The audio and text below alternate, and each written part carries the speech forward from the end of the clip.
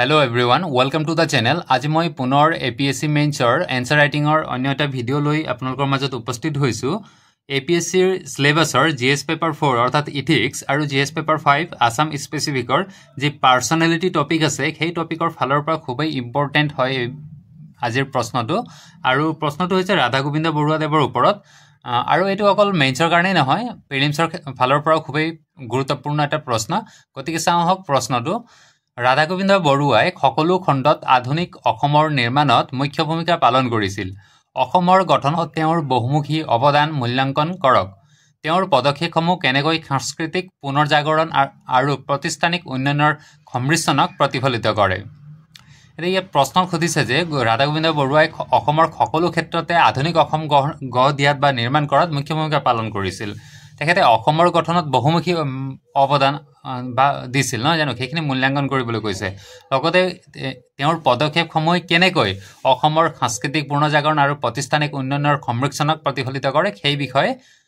আলোচনা কৰিবলৈ কৈছে গতিকে এই তিনিটা বিষয় আমি সংমিশ্ৰণ কৰি এনসাৰটো উপস্থাপন কৰিব লাগিব গতিকে প্ৰশ্নৰ উত্তৰটো চাওঁ প্ৰথমতে মই আৰম্ভণি এনেদৰে লিখিছো আধুনিক অসমৰ ৰূপখনিকৰ বুলি প্ৰশংসিত ৰাধা গোবিন্দ বৰুৱা আছিল এগৰাকী দূৰদৰ্শী ব্যক্তিত্ব যিয়ে সংবাদ মাধ্যম ক্ৰীড়া বিত্ত সংস্কৃতি আৰু নগৰ শাসনৰ মাজেৰে অসমৰ ৰূপান্তৰক অনুঘটক হিচাপে কাম কৰিছিল তেওঁৰ জীৱনে অসমীয়া পৰিচয়ৰ ওপৰত ভিত্তি কৰি আধুনিকীকৰণৰ মনোভাৱৰ উদাহৰণ দাঙি ধৰিছিল এতিয়া ইয়াত যিখিনি লিখা আছে সেইখিনি এক্সপ্লেইন কৰাৰ খুব প্ৰয়োজন নাই বুলি ভাবো ইয়াত যিখিনি আন্ডাৰলাইন কৰা হৈছে সেইখিনি আপোনালোকে আন্ডাৰলাইন কৰি ল'ব কিয়নো এইখিনি কিৱৰ্ডছ হয় আৰু আমি সকলোৱে জানো বৰুৱা দেৱক আধুনিক অসমৰ ৰূপখনিকৰ বুলি কোৱা হয় গতিকে মই সেইটোৱেদি আৰম্ভণি কৰিছো এটো আৰম্ভণি ভাল হৈছে বুলি কৈছে তাৰ পাছত বৰুৱাৰ অৱদান কেৱল এটা ডমেইনতে সীমাবদ্ধ নাছিল মানে অকল এটা বিষয়তে তেখেতৰ অৱদান সীমিত নহয় বৰঞ্চ উত্তৰ ঔপনিৱেশিক অসমত প্ৰতিষ্ঠানিক প্ৰগতি আৰু সাংস্কৃতিক জাগৰণ দুইটাৰে ভেটি স্থাপন কৰিছে বৰুৱাদেৱে মানে অসমত ঔপনিৱেশিক শাসনৰ সময়ৰ পৰাই প্ৰতিষ্ঠানিক আৰু সাংস্কৃতিক জাগৰণৰ ক্ষেত্ৰত দুইটাতে ভেটি স্থাপন কৰিছিল বুলি মই এটা ট্ৰানজিশন লাইন দিছো আৰু তাৰ মাজত যেটো আন্ডাৰলাইন কৰিছো সেইটো হৈছে ইয়াৰ কিৱৰ্ড তাৰ পাছত যিখিনি বৰুৱাৰ বহুমুখী অৱদান আছিল নহয় জানো সেইখিনিক মই দুটা ভাগত ভাগ কৰিছো আৰু দুইটা ভাগে সেপাৰেটলি দুইটা সাইডে লিখিছো এক নম্বৰত দিছো প্ৰতিষ্ঠানিক উন্নয়ন কেনেধৰণৰ অৱদান আছিল আৰু এফালে দিছো সাংস্কৃতিক নৱজাগৰণত তেখেতৰ অৱদান কি আছিল তাৰ পাছত প্ৰথমে চাওঁ প্ৰতিষ্ঠানিক উন্নয়ন ইয়াত লিখিছো অৰ্থনৈতিক বিকাশ এটা কথা মন কৰিব ইয়াত সকলোখিনি বিষয় একেবাৰে শৰ্টকৈ লিখা আছে কাৰণ বহলাই লিখিবলৈ ইয়াত মানে শব্দৰ নজুৰিবই মানে 250টা শব্দৰ ভিতৰত লিখিব লাগিব আৰু লিখিবলগীয়া বহুত আছে গতিকে সকলোখিনি বিষয় লিখিব লাগিব আৰু শৰ্টকে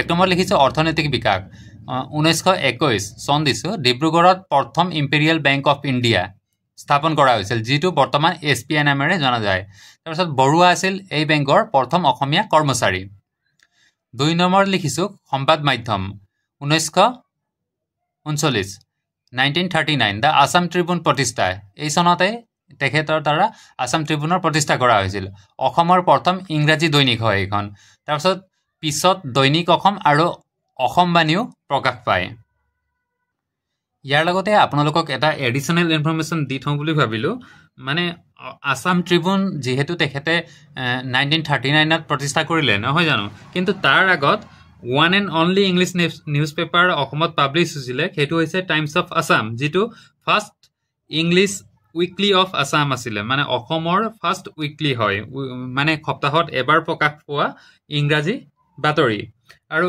এটো কাৰ দ্বাৰা এডিটেড আৰু পাবলিছ কৰা হৈছিল জানেনে এটো হৈছে ৰাধানাথ চাংকাকতিৰ দ্বাৰা পাবলিছ কৰা হৈছিল আৰু তেখেতে আছিল ইয়াৰ এডিটৰ আৰু ইয়াৰ ফাৰ্স্ট ইছ্যু প্ৰকাশ পাইছিল 5 জানুৱাৰী 1895 চনত গতিকে এটো এডিশনাল এটা ইনফৰমেশন হয় হেতু আপোনালোকে কৰবাত মেইনছত বা প্ৰিলিমছত ব্যৱহাৰ কৰিব পাৰিব তাৰ পাছৰ পইণ্টটো হৈছে ক্ৰীড়া আৰু আন্তঃগাঁথনি গুৱাহাটী খেল সংঘ ক্ৰিকেট ফুটবল আদি সংস্থাৰ তেখেত সভাপতি আছিল আৰু 1959 ৰ পৰা 63 ৰ মাজত দাৰা সিঙৰ কুস্তি মেচৰ জৰিয়তে নেহৰু ষ্টেডিয়াম নিৰ্মাণৰ ধন সংগ্ৰহ অৰ্থাৎ ইয়াৰ দ্বাৰা এটোৱে ক'ব বিচৰা হৈছে যে নেহৰু ষ্টেডিয়াম নিৰ্মাণৰ কাৰণে ৰাধা গোবিন্দ বৰুৱা দেৱে দাৰা সিঙক মাতি আনি গুৱাহাটীত এটা কুস্তি খেল দেখুৱাইছিল আৰু তাৰ দ্বাৰা যিখিনি ধন সংগ্ৰহ হৈছিল সেই ধনৰ দ্বাৰাই এই ষ্টেডিয়াম নিৰ্মাণ কৰা হৈছিল।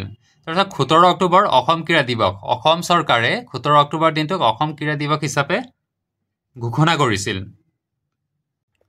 17 অক্টোবৰটো হৈছে ৰাধা গোবিন্দ বৰুৱাদেৱৰ জন্মতিথি আৰু তেখেতৰ জন্ম একচুৱেল চনটো হৈছে 1900 চনৰ অক্টোবৰ মাহৰ 17 তাৰিখে তেখেতে জন্মগ্ৰহণ কৰিছিল। গতিকে তেখেতৰ জন্মদিনটোকে অসম ক্ৰীড়া দিৱস হিচাপে অসম চৰকাৰে ঘোষণা কৰিছে। তাৰপাছত হৈছে চাহ উদ্যোগ। চাহ উদ্যোগৰ ক্ষেত্ৰত তেখেতৰ অৱদান হ'ল 1990 চনত গুৱাহাটী টি এছ'চিয়েশ্যন কৰিছিল। তাৰপাছত অসম চাহৰ বিশ্বায়নো হৈছিলে, এইটো চেণ্টাৰ হৈছে। অৰ্থাৎ যি 1970 চনত গুৱাহাটী টি অকশ্যন চেণ্টাৰ তেখেতৰ দ্বাৰা গঠন কৰা হৈছিল আৰু ইয়াৰ জৰিয়তে অসমৰ চাহৰ বিশ্বায়ন কৰা হৈছিল, গ্ল'বেলাইজেশ্যন কৰা হৈছিল। মানে বিশ্বত অসমৰ চাহৰ এটা এডভাৰটাইজমেণ্ট কৰা হৈছিল আৰু অসমৰ চাহে বিশ্বৰ বিভিন্ন দেশত মানে এটা স্থান পাইছিল, সেই কথাটোকে ক'ব বিচৰা হৈছে, ডিটেইলছত লিখা হোৱা নাই। তাৰপাছত হৈছে নগৰীয়া উন্নয়ন। 1975 গুৱাহাটী মহানগৰীৰ প্ৰথম মেয়ৰ, মানে গুৱাহাটী মহানগৰৰ তেখেত আছিল প্ৰথম মেয়ৰ। এইটো নগৰীয়া উন্নয়নৰ শাসনৰ ক্ষেত্ৰত তেওঁৰ জড়িত বুলি দেখুৱাব বিচৰা হৈছে। আধুনিক নাগৰিক পৰিচালনাৰ ভেটি গঢ়ে, মানে আধুনিক নাগৰিক পৰিচালনাৰ ভেটি তেখেতেই গঢ়িছিলে। তাৰপাছত তেখেতৰ যিটো সাংস্কৃতিক নৱজাগৰণৰ ক্ষেত্ৰত অৱদান আছিলে সেইখিনি যদি চাওঁ, 1 নম্বৰত হৈছে মঞ্চত বিহু। 1952 চনত বিহুক মঞ্চলৈ তেখেতেই আনিছিল আৰু গুৱাহাটী বিহু সন্মিলনীৰ আণ্ডাৰত এই মঞ্চ বিহু উপস্থাপন কৰা হৈছিল। তাৰপাছত আয়োজন কৰা হৈছিল, উপস্থাপন নহয়, কেতিয়াবা শব্দ বিচাৰি পোৱা নাযায় এনেকৈ কৈ থাকোঁতে। তাৰপাছত অসমীয়া সংগীত পুনৰুজ্জীৱন। 1954 চনত অসম সংগীত সন্মিলনী সভাৰ আণ্ডাৰত অসম সংগীত মহাবিদ্যালয় প্ৰতিষ্ঠা কৰা হৈছিল আৰু লোকসংগীত আৰু নাটকৰ উন্নয়নো তেখেতেই কৰিছিল, সেইখিনি বিষয়তো তেখেত জড়িত হৈছিল। তাৰপাছত নাট্য আৰু কলা। ডিব্ৰুগড়ত নাটকত অভিনয় কৰিছিল, অসমীয়া নাটকৰ প্ৰচাৰ কৰিছিল। তাৰপাছত এইখিনিক মই এটা প্ৰবাহ তালিকাৰ জৰিয়তে প্ৰবাহ তালিকা বনাইছোঁ, য'ত বৰুৱাৰ বহুমুখী অৱদান বুলি লিখিছোঁ শিৰোনামা, অৰ্থাৎ ৰাধা গোবিন্দ বৰুৱাৰ কিখিনি অৱদান আছিল সেইখিনি মই চমুকৈ ইয়াত বুজাব বিচাৰিছোঁ। ৰাধা গোবিন্দ বৰুৱাৰ ঐতিহ্য, যিটো হিষ্টৰিকেল ঐতিহ্য আছিলে, সেইটো আৰ্থিক আছিলে। আৰ্থিকৰ ক্ষেত্ৰত হৈছে SBI আৰু নগৰৰ মেয়ৰ আছিলে। তাৰপাছত সংবাদ মাধ্যম হৈছিলে, এইটো ট্ৰিবিউন বুলি লিখিছোঁ, আছাম ট্ৰিবিউন। নেহৰু ষ্টেডিয়াম। তাৰপাছত সাংস্কৃতিক মঞ্চ বিহু হৈছে চাহ নিলাম কেন্দ্ৰ। এই গোটেইখিনি তেখেতৰ বহুমুখী অৱদান।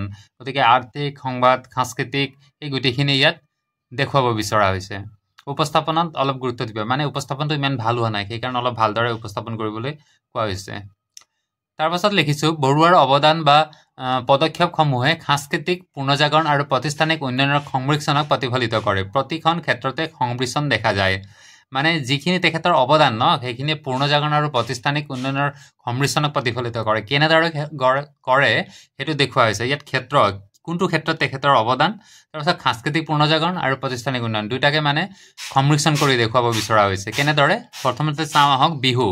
1952 চনত মঞ্চত বিহু উপস্থাপন পৰম্পৰা ৰক্ষা কৰা হৈছিল ইয়াৰ দ্বাৰা, নহয় জানো? সাংস্কৃতিক পুনৰ্জাগৰণ।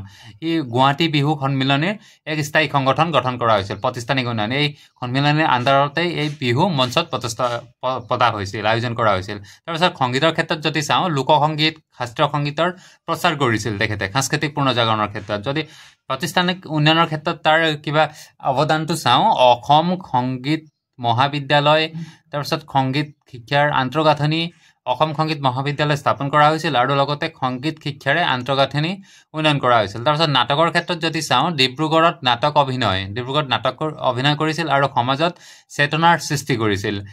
হৈছে নাট্য মঞ্চ উন্নয়নত উৎসাহ, এই ক্ষেত্ৰটোৱে নাট্য মঞ্চ উন্নয়নত উৎসাহ যোগায়। সংবাদ মাধ্যমৰ যদি চাওঁ, অসমীয়া জাতীয় চেতনা উজাৰি তোলে। দ্য আছাম ট্ৰিবিউন সংবাদ প্ৰতিষ্ঠান গঢ়ি তোলে। খেলা-ধূলাত যদি দাৰা সিঙৰ মেচ আয়োজন কৰে আৰু লোকসংযোগ আৰু উৎসাহ সৃষ্টি কৰে। নেহৰু ষ্টেডিয়াম স্থায়ী খেল আন্তঃগাঁথনি উন্নয়ন, অৰ্থাৎ নেহৰু ষ্টেডিয়াম নিৰ্মাণৰ কাৰণে ধন সংগ্ৰহ কৰিছিল এই দাৰা সিঙৰ মেচৰ দ্বাৰা, আৰু হৈছে স্থায়ী খেল আন্তঃগাঁথনিৰ উন্নয়ন। তাৰপৰা চাহ ব্যৱসায়ৰ ক্ষেত্ৰত যদি চাওঁ, চাহ সংস্কৃতিৰ গৌৰৱ বৃদ্ধি কৰিছিল। লগতে গুৱাহাটী চাহ নিলাম কেন্দ্ৰ, অৰ্থাৎ গুৱাহাটী টি অকশ্যন চেণ্টাৰ কেন্দ্ৰ স্থাপন কৰা হৈছিল আৰু ই অৰ্থনৈতিক উন্নয়ন কৰিছিল। গতিকে ইয়াত চাওঁ ৰাধা গোবিন্দ বৰুৱাই অসমীয়াৰ আত্মসত্তা ৰক্ষা কৰি আধুনিক আন্তঃগাঁথনি গঢ়ি তোলাত এক অতুলনীয় ভূমিকা পালন কৰিছে। তেওঁৰ পদচিহ্ন আজিও উন্নয়ন